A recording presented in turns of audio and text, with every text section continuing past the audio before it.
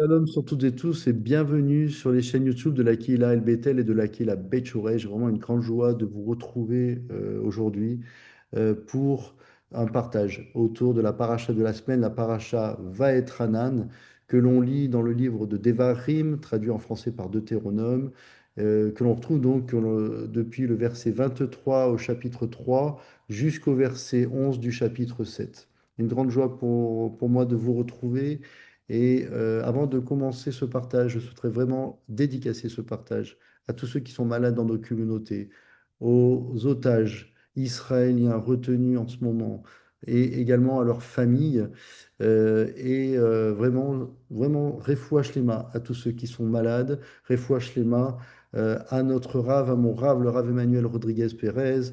Baruch Hashem, Rofer Olbassar Mafli, la Assot, lui qui fait des miracles. Baruch Hashem, Rofer Amo Israël, lui qui guérit les malades de son peuple. Et notamment aussi Baruch Hashem, Matir Asurim, source de bénédiction, et Hashem qui délivre les prisonniers. Baruch Hashem, Osefele, lui qui fait des miracles. Amen. Je vous souhaite et je nous souhaite à tous et à toutes et à tout le peuple que des bonnes nouvelles. Donc, dans cette portion de Torah, euh, qui est très dense, très riche, nous voyons notamment des éléments très importants. D'abord, elle commence tout par cette prière de Moshe, Moshe qui implore Hachem de lui permettre d'entrer en Eretz Israël, car comme nous l'avons vu dans les passages précédents de la Torah, Hachem ne permettra pas à Moshe d'entrer en Eretz Israël à cause d'avoir frappé le rocher alors que Moshe devait seulement parler au rocher afin que la gloire d'Hachem soit vue de tout le peuple d'Israël au travers de d'eau vive qui devait sortir du rocher simplement en lui parlant. Donc Moshe exhorte dans cette paracha, exhorte les béné Israël et les générations futures, nous y compris, à écouter, à observer les commandements de Hachem, et ceci avec le cœur du plus profond de notre cœur, du plus profond de notre âme, d'écouter, d'observer les commandements de Hachem, ses recommandations, les décrets, les jugements de Hachem. On voit d'ailleurs dans cette paracha une reprise des 10 commandements, ce qui fait d'ailleurs dire aussi aux sages d'Israël que le livre de Deutéronome est appelé aussi Mishnah Torah, car on voit dans cette paracha, dans ce livre tout particulièrement, que Moshe parle au d'Israël. On voit davantage Moshe qui parle aux enfants d'Israël, alors que dans les livres précédents, on voyait les- plutôt Hachem parler à Moshe et Moshe transmettait à Israël. Or là, Moshe reprend tout ce que Hachem a enseigné et exhorte le peuple à suivre les voies de l'Éternel avec le cœur, avec amour pour le nom et avec l'amour les uns pour les autres. Dans cette portion de Torah, cette paracha, on voit également Moshe qui enseigne le Shema Israël. Le Shema Israël qui est une prière centrale dans le judaïsme, le Shema Israël qui permet de témoigner notre confiance, la confiance du peuple envers l'Éternel et qui nous engage aussi à transmettre les enseignements de la Torah, de la Sainte Torah à nos enfants et aux enfants de nos enfants. Pour rappel, il y a quelques jours, c'était Tisha B'Av, où nous avons jeûné, humilié nos âmes pour implorer Hachem dans sa miséricorde et dans ces temps qui précèdent la venue et le retour du Mashiach. Rav Emmanuel nous disait encore à ce Shabbat, donc à ce Shabbat du 1er août, que, je le cite, Hachem nous attend dans ses voies, Hachem nous attend sur son chemin. Oui, Hachem, comme nous l'enseigne encore notre Rav et comme il nous le dit dans sa Torah, Hachem veut être trouvé. Hachem veut que nous le trouvions et c'est aussi à nous de le rechercher et de marcher dans ses voies.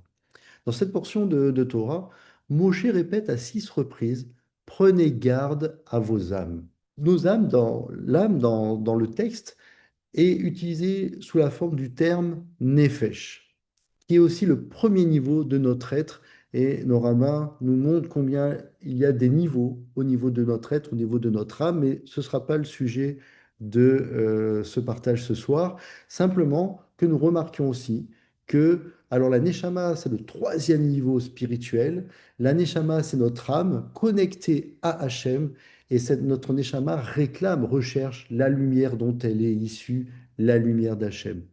On voit d'ailleurs dans Deutéronome, au chapitre 4, verset 30, que euh, les termes en hébreu pour dire écoute, pour dire le nom, pour dire l'âme, pour dire la respiration, Shema, écoute, Shemo, son nom, Neshama, l'âme, Neshima, la respiration, ont une racine commune en hébreu. Obéir à Hachem, c'est obéir à sa sainte Torah. Voilà ce que Moshe veut en transmettre aux enfants d'Israël qui vont devoir rentrer en Israël, qui vont devoir combattre, qui vont devoir chasser des peuples et s'installer et vivre la Torah sur la terre d'Israël et vivre cette Torah dans tout l'enseignement qui leur a été donné dans le désert. Et là, d'être dépendant d'Hachem d'une façon un peu moins visibles puisqu'ils vont devoir faire des efforts pour, par exemple, cultiver la terre, transpirer la sueur de leur front pour récolter, pour pouvoir aussi manger. Baruch Hashem qui pourvoit à tous les besoins. Ils savent que en entrant en Eretz Israël, ils vont devoir faire des efforts qu'ils n'avaient plus vraiment à faire dans le désert. Obéir à Hachem, obéir à sa sainte Torah dans l'amour de son très saint nom, réjouit notre âme au plus profond de nous, fortifie notre âme d'une bonne santé spirituelle et place notre âme sous la garde du Saint d'Israël. Moshe exhorte le peuple à se rectifier, à observer la Torah de Hachem qui lui a été enseignée. La tefila, la prière, est l'étude de la Torah, comme nous le dit nos rabbins et comme nous l'enseigne notre Rav Emmanuel, sont nos lieux de refuge en Hachem. Cette notion de refuge est très importante, une notion de refuge spirituel aussi.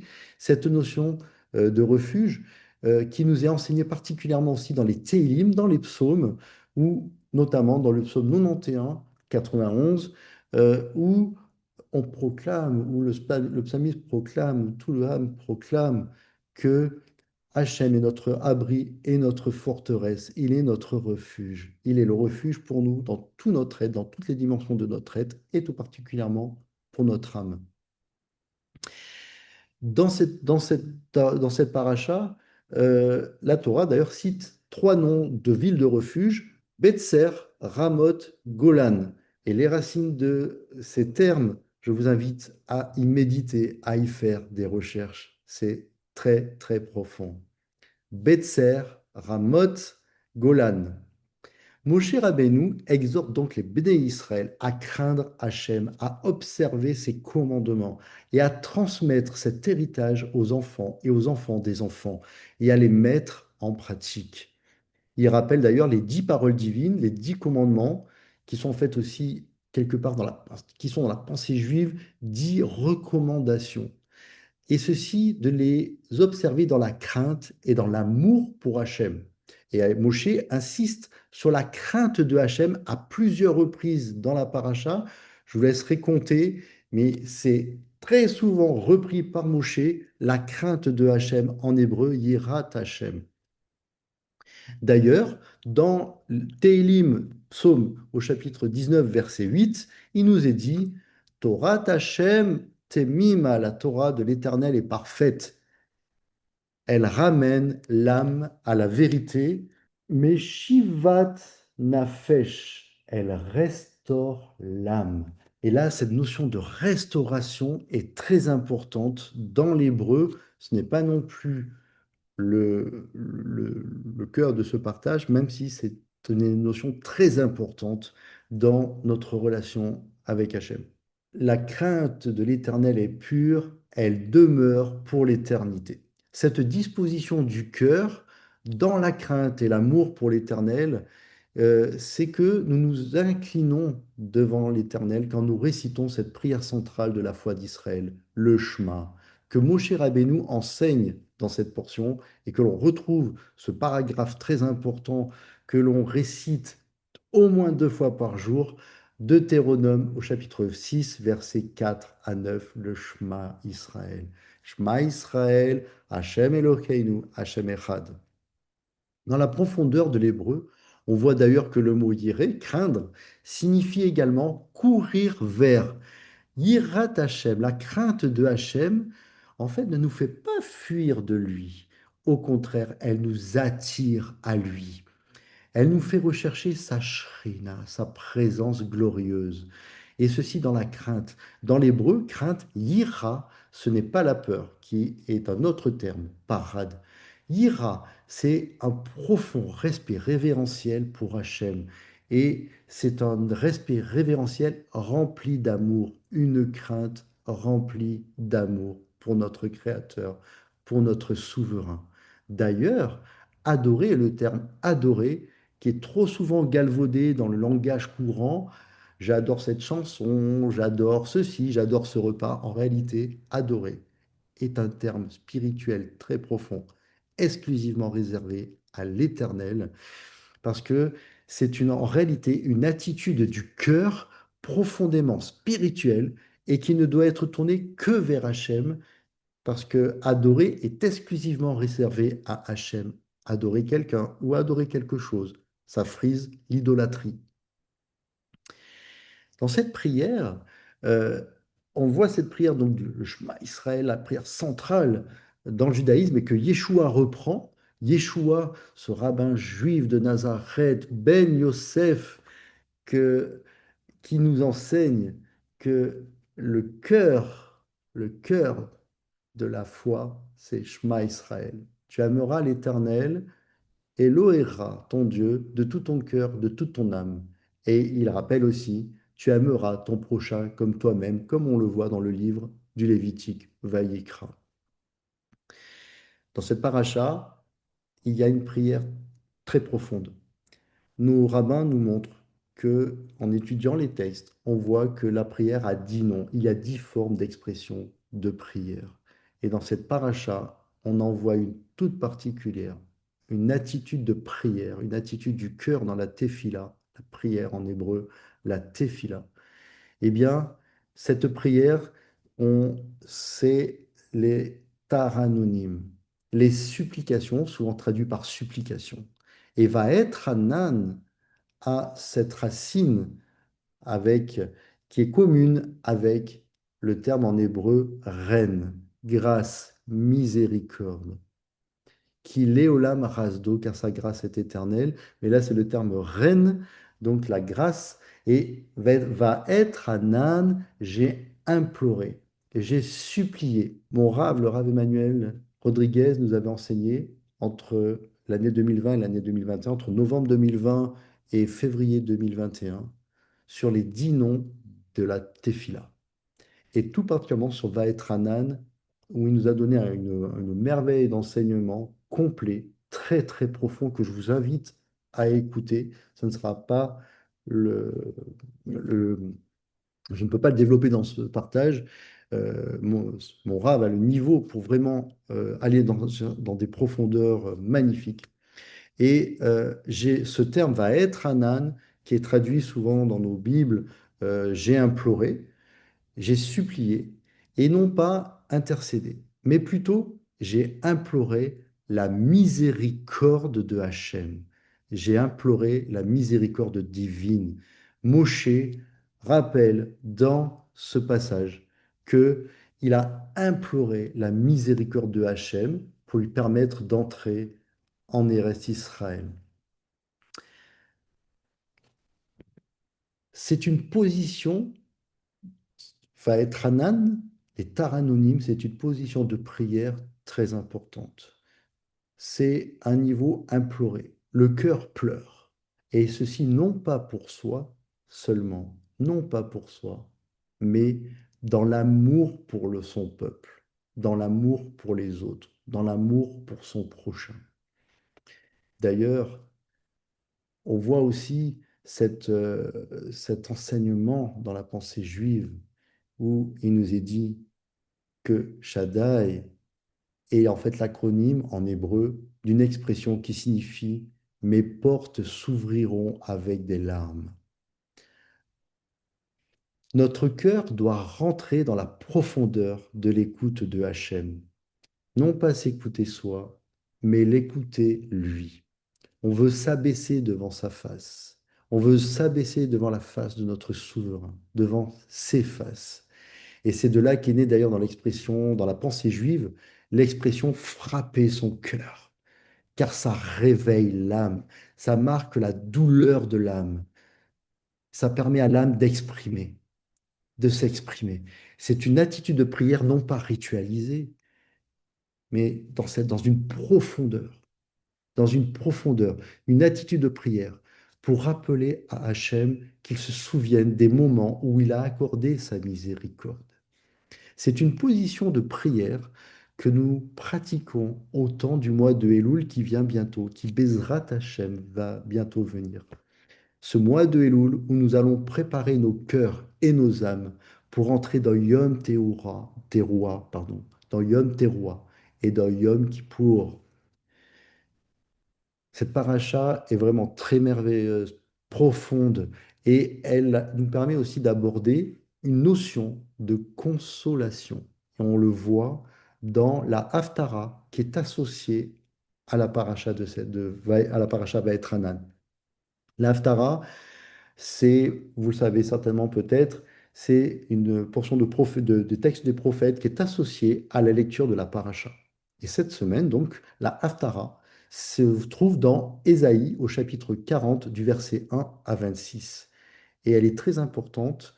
Elle est la première d'une série de Haftarot en hébreu, Haftara au singulier, Haftarot au pluriel, une série de Haftarot appelée Neramata, qui signifie consolation. Consoler, consoler mon peuple. Consolons, témoignons de notre amour pour Israël et notamment aussi dans la tfila, dans la prière et également dans la mise en pratique avec le cœur au plus profond de notre cœur de sa sainte Torah. Prier sans religiosité, mais plutôt dans une recherche de l'intimité avec Hachem. Moshe exhorte les Bnei Israël à rechercher l'intimité avec Hachem, à observer avec lui une relation exclusive, de cœur à cœur avec lui. Car quelque part, prier Hachem, c'est chercher sa shrina, chercher sa présence, chercher sa gloire. C'est nous humilier devant lui, devant sa grandeur. Prier en nous abaissant devant ses faces, en abaissant totalement notre ego, notre méchanceté, notre orgueil. Et ceci en vue d'atteindre un niveau profond dans la fila des Taranonymes, la dimension de la prosternation complète.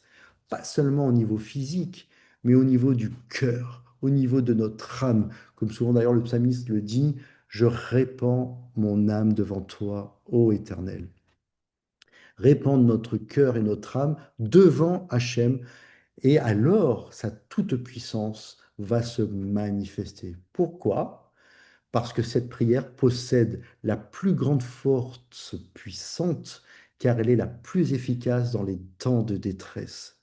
Aujourd'hui, plus que jamais, et demain, dans les temps de grands troubles et de grande angoisse que traverse Yaakov, de tout cœur, avec nos frères et sœurs, louons Hachem, même dans l'épreuve. Louons-le, louons-le. Car quand nous sommes dans la louange constante, alors les situations ne pourront pas nous dominer. Cherchons la face de Hachem pendant qu'il se trouve. Cherchons-le sur le bon chemin pour le rencontrer, pour aller à lui. Le chemin, le chemin vers Hachem. Mettons en pratique sa Torah de tout notre cœur. Prions Hachem avec crainte et amour, l'amour pour son nom, Shemo. Soutenons nos frères et sœurs juifs, consolons notre peuple, consolons le peuple de Hachem concrètement. Persévérons dans l'étude de la Torah et je vous invite vraiment à lire cette paracha, pas seulement à la lire superficiellement, mais à aller chercher dans la profondeur ce que le texte dit à notre cœur, qui va nourrir notre âme au plus profond de nous. Accomplissons avec un cœur dans la crainte et l'amour de Hachem les mitzvot de la Torah de vie de l'Éternel. Sanctifions-nous dans ces voies, tenons ferme dans ces temps où beaucoup de choses sont lourdes, il y a des lourdeurs, beaucoup d'éléments autour de nous veulent nous détourner, détourner notre attention. Concentrons nos cœurs sur Hachem. concentrant nos cœurs sur notre frère, notre sœur, notre prochain. Sanctifions-nous dans ces voies et tenons ferme. Prions, faisons tzedaka avec amour, pas dans une culpabilité ou un sentiment d'obligation, mais vraiment avec amour, amour dans la crainte de son nom. Courons vers lui, courons vers Hachem, car le temps est venu, le royaume des cieux est proche. Ah, Mashiach est à la porte. Mashiach, Mashiach, Mashiach. Nous l'appelons avec tout le peuple, avec tout le Ham Israël. Mashiach, Mashiach, Mashiach. Ham Israël Chai. Yeshua Mashiach nous promet que notre récompense est dans le monde à venir, dans le Olam Haba en hébreu. Il nous dit dans son enseignement, Ashrei, heureux, Ashrei serez-vous, réjouissez-vous, car votre récompense sera grande dans les cieux. Cette récompense que l'on ne cherche pas par intérêt, mais avec amour, parce Hachem est fidèle dans ses promesses. Hachem veut notre bien. L'Éternel veut notre bien, il veut le bien de son peuple. Il veut notre bien. Il veut que nous marchions sous ses bénédictions qu'il a préparées par avance pour nous. Cette grande récompense, ces récompenses que, que nous pouvons attendre dans le Olam Haba, par la grâce de Hachem, par sa miséricorde. Ce sera d'ailleurs l'un des thèmes de la paracha de la semaine prochaine, qui s'appelle Ekev, qui signifie récompense. Baruch Hashem, Beshem Yeshua Mashiach, Amen ve Amen, Shabbat Shalom.